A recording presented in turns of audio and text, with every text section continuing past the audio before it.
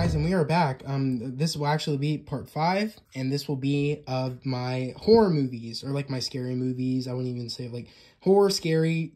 It's kind of hard to be like, okay, that's then that, but it's like the scary movies, or even not scary, but like the, in the scary genre of like horror and scary or whatever. But what besides that, so we're gonna start off with Misery. This was a movie that's actually based on the Stephen King novel. I did not know that.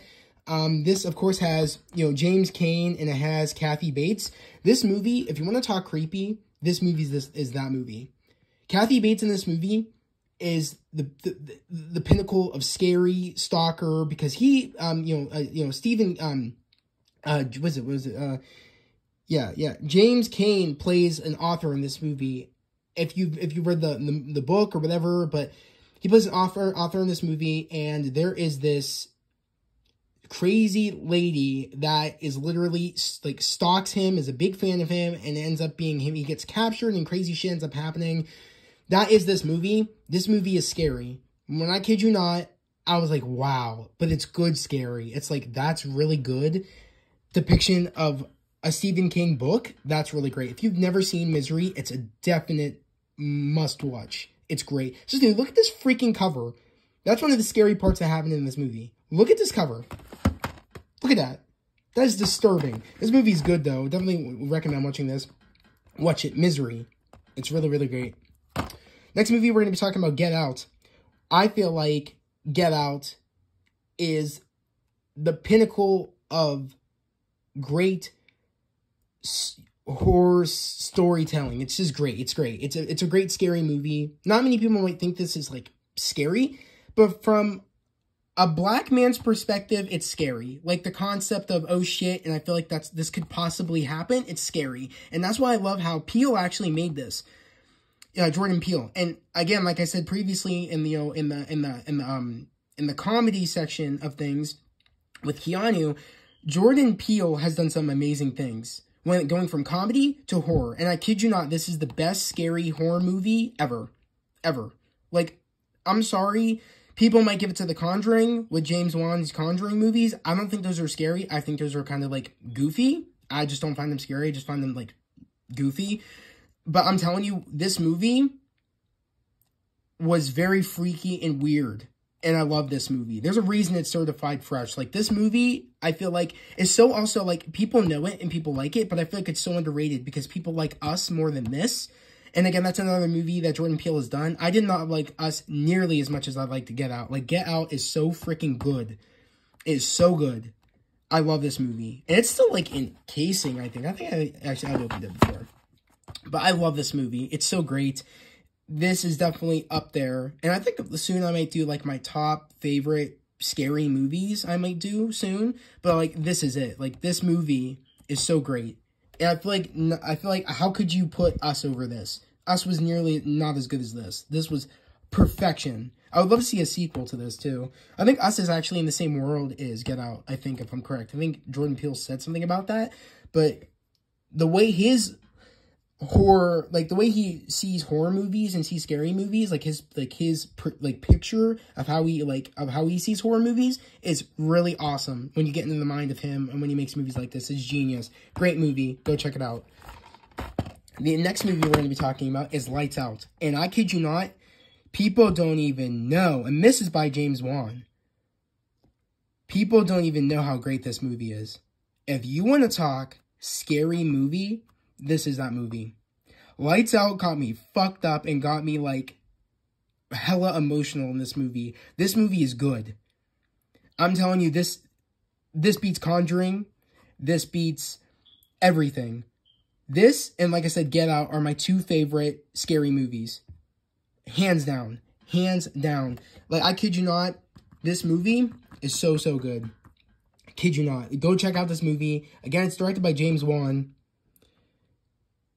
Or, like, produced by James Wan. Directed, yeah, like, yeah, director of The Conjuring. Yeah, it's made by James Wan. So, this movie's just great. I think this is James Wan's best work. Like, this is great. This movie's great. I just don't, I feel like a lot of people just are sleeping on this or don't know about this movie. Go check it out if you haven't never seen Lights Out. And this got certified fresh on Rotten Tomatoes. This is a great movie. I feel like more people need to talk about this. I'm probably going to like maybe make a video talking specifically about this movie. Or again, like I said before, do my favorite horror movies and how I would rank them. But this movie needs to be talked about more. Lights Out's so great. Next movie we're going to be talking about, It. Again, of course, it was made off of a Stephen King book. It's great. I can't stress it enough. I would say this is 10 times better than the original It movie. Again, for the time of the original It movie, I guess it was great to some people and it was scary to some people. I didn't find it scary. This movie is literally how I feel like Stephen King's book is of It. This movie's so great. It's a great depiction of his book, and it's great. I love this movie. And he actually makes an appearance, I think, in the sequel, if I'm correct, of It. I think he does, if I'm correct. I can't quite remember if he did or didn't. But this movie's great. If you haven't seen, I mean, everybody's seen It. Who am I kidding? That was such a big, like, meme for a while. That was a big, like, trend for a while, especially for a couple of Halloweens. That was like everybody's favorite character to dress up as. Everybody's seen It. It's great. I can't stress enough. There's some awesome cinematography moments in this movie. That's great cinematography. It's great. I love this movie. It's great. Everybody's seen it. But again, if you have not seen It, definitely go check it out. My sister Bethany is scared of this movie. Scared. It's great. It's scary. It's good. There's some funny, scary moments in this movie. It's great. It's a great movie. It's a great, scary movie. Next movie we're going to talk about is Split. Definitely, I feel like more people should be talking about Split. I mean, at the time, a ton of people were talking about that, but I feel like just not enough people were talking about Split. Split is a great movie that I feel like some people think it's overrated, but actually, I feel like a lot, at the same time, it's underrated because Split's great. Especially when we found out Split was actually in the same world as Unbreakable, I flipped out at that moment. My sister Bethany was like gasping at the fact when we saw the Unbreakable dude at the end of this movie. She's like, holy shit, it's in the same universe. I was like, what do you mean it's in the same universe? What, like, this is universe? Like, what's happening? And she's like, you have to watch Unbreakable. And I watched it and I was like, oh my god, I love Unbreakable. I don't even own Unbreakable. I need to own that movie. It's great. But it upsets me because this would have been a perfect franchise because Unbreakable was great and this was great. Now, could you imagine if Glass was great? I don't own Glass because the beginning was good, but the ending it was trash. But again, M. Night Shyamalan, I'm not a big fan of. But when it came to Unbreakable and Split, those were his best movies. I didn't see Us. I'm not Us. I mean, Old. I haven't seen Old. People say it's good. Or people say it's unique, not even good. But let me know if you've seen Old. But I think out of M. Night Shyamalan's movies, I would say this and Unbreakable are his best movies. I'd say Split is better than Unbreakable, but those are his two best movies. And even the beginning of Glass was good, but I don't own it because I feel like they kind of butchered, they kind of screwed up the ending, like of a lot. So it kind of ruined it because how bad the ending was. But this movie and Unbreakable are M. Night Shyamalan's best work, I would say. Okay, now we're going to be getting on to A Quiet Place Part 2. And now this movie, I kid you not, is again up there with my scary movies. It's great. It has great jump scares. It makes you want to be quiet in the theater. It makes you feel like you are with the characters. This is one of those movies that, again, and this is made by the man, John Krasinski. I love John Krasinski and I love Emily Blunt. They, of course, are the dynamic duo. They are, they are, of course, the two, like, power couples that are just great. And they're just amazing. And they are my fan casting for, Mr. Fantastic and, of course, and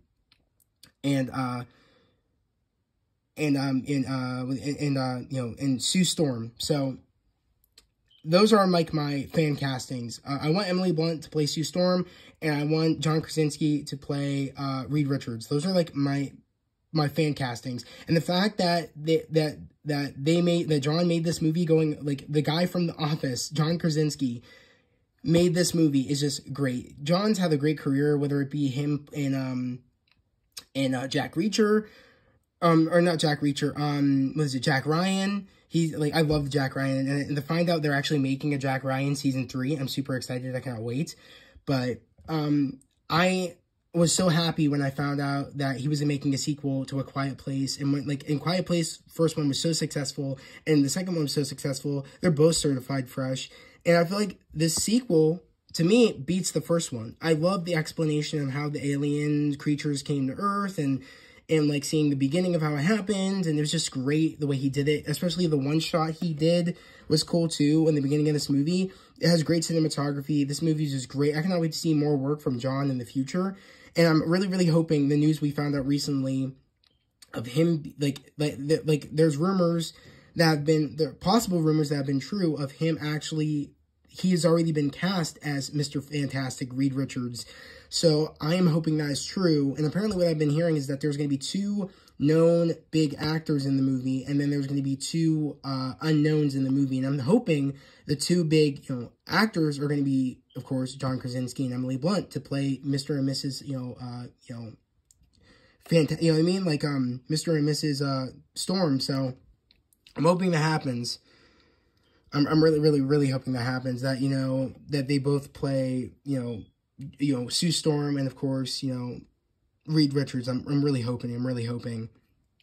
But, guys, I really love this second movie. Again, I think it's better than the first one. I had a blast with this movie. I had gotten it on 4K. I actually got it on 4K this Christmas, or last Christmas, as you could say, when it was Black Friday. And I remember picking this up because I got a 4K TV for Christmas. So that was one of those things I had to pick up because I didn't own the sequel, part 2 to A Quiet Place. So I picked it up in 4K. Definitely recommend seeing this movie if you haven't. It's really, really great. I own the poster that I got from the theater. So I actually own the poster. It's down in the basement. You guys have probably seen it before on videos I've made in the basement. So I love this movie. It's great. John kills it, and I love John Krasinski. He's amazing. And I love Emily Blunt. Going on to, of course, A Quiet Place Part 1. I love this movie. A great first movie to bring us into this world of A Quiet Place. Again, John Krasinski kills this movie. Again, I just love Emily Blunt, and I love John Krasinski. They're great. They're literally the dynamic duo in Hollywood. They're literally are awesome. They're great. And again, they're everybody's they're everybody's fan casting for, Sue Storm and Reed Richards. Literally, they are who we want to play the main characters in the Fantastic Four, along with some other people to play the other 2 characters of Johnny Storm and The Thing, aka Ben Grimm. So, I'm really excited. I'm just really excited that John made this movie and that he got to make a sequel, and that we're actually getting A Quiet Place 3. That's going to be great. Unfortunately enough, John isn't going to be directing it, but I think he's going to be making the script for it. So I just hope the third movie is as good as these 2 first movies. And I think it's going to be focused on a different family in the third one, unfortunately, which, I mean, it would make sense. But at the same time, I feel like they should just end it here. I feel like they could just end it here, but at the same time, I wish John would just come back for the third one, so that way there's not a chance that his beautiful his 2 first beautiful, scary movies aren't going to be ruined by someone else coming in and making it.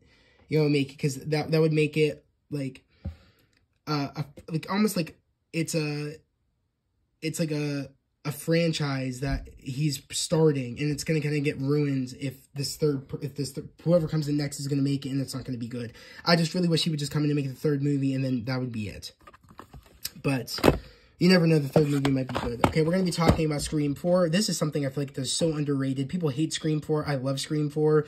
I think it's the better ones out of the other Scream movies. I love Scream 1, and I think I love Scream 2. I think I hate Scream 3.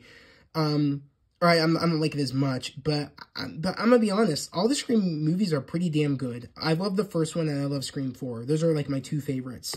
Scream 2 and 3, I would probably put 3 over 2, but again, I would have to watch them again. I haven't watched Scream in a while, but I love Scream 4 so much. Would I put it over Scream 5 that just came out? Probably, yeah. I would definitely put this movie over Scream 5, because I just love this movie, I think, a lot more than Scream 5, because Scream 5 kind of made me annoyed, but at the same time, it was a good sequel, but at the same time, it's like, it does not beat Scream 4. I love Scream 4. It's very underrated. Going on to now Happy Death Day. Happy Death Day is great. This is one of those movies it's a take on Groundhog's Day, but at the same time, it's a great, unique thing of, like, this one girl, her name is, Treese. She gets literally killed by this one person dressed in this baby mask, which is like the mascot for her college, and she has to figure out who is killing her before, you know, it becomes, like, before, I guess, there comes to a point where, like, if she keeps dying, there's a point where, like, if it happens anymore, she'll just die. So she needs to figure out who it is before she just dies. So I love that concept of it. It's really, really great. I love this movie. I feel like there was a sequel to this movie. I feel like people didn't like the sequel as much, but I love the sequel. I don't say I would love it more than the first one, but the sequel is a good sequel. I really like the world that they did with Happy Death Day, because there's, like, kind of, like, Easter eggs of, like, weird... I love how, like, there's a reason why things were happening like this, and it all comes down to, like, the technology aspect and, like, and experiments going on around campus, the reason that what happened to her, and it's just really cool to see that world, and I hope we get more movies like this in the same universe. That would be sick.